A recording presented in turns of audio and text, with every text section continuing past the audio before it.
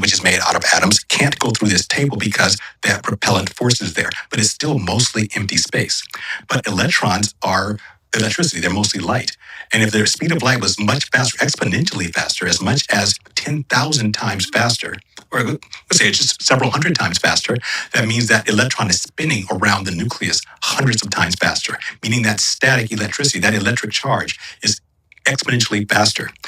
So back in time, these women might have been hardier. They would have been physically stronger and possibly able to bear the Nephilim child. And it may be one of the reasons why it's not happening today, because as the speed of light slows down, our physical world is deteriorating, in essence, and becoming weaker. And so that's why I think when the Nephilim are produced today, perhaps it's done outside of the female body in laboratories or whatever, because they can't take it at this point.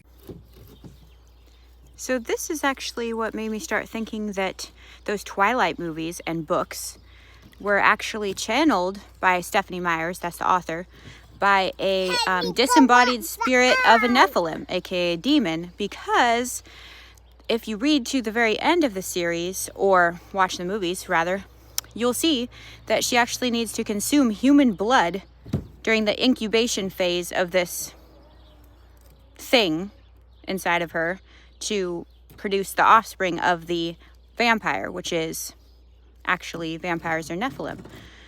But, and you can find the connection if you do the research yourself on that.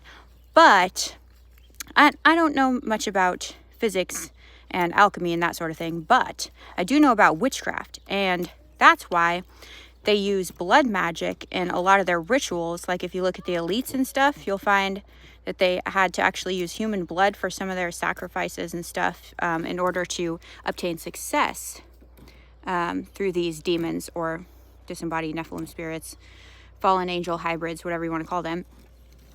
So yeah, basically I've come to the conclusion after listening to this that those movies and that whole series of books is, which I was like raised on and read a lot of in my teenagehood, and watched a lot of in my teenagehood. I had like posters and everything.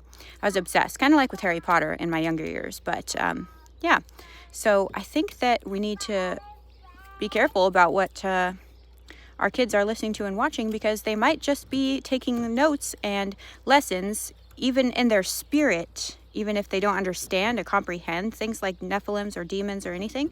In our spirit, we're still being trained about these spiritual things. So yeah, watch out there.